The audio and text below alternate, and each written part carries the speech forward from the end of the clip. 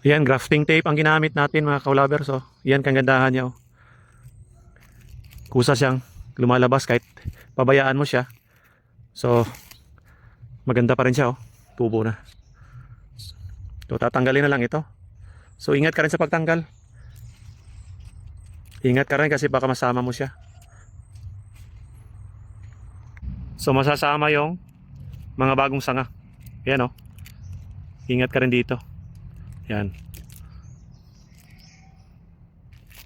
Pwede din naman blade. Igagano mo sa blade. Yung grafting na pwede rin. Pwede rin hubaran. Ito, kailangan hubaran to kasi machuchok siya eh. Ayan, nasasakal na siya oh. Matagal na, sa 2 months na siguro ito. Nasasakal na siya oh. Ayan. Nasasakal, maliit dito. Yung nasasakal, maliit. Tapos dito, malaki siya. So yan, tubo na siya.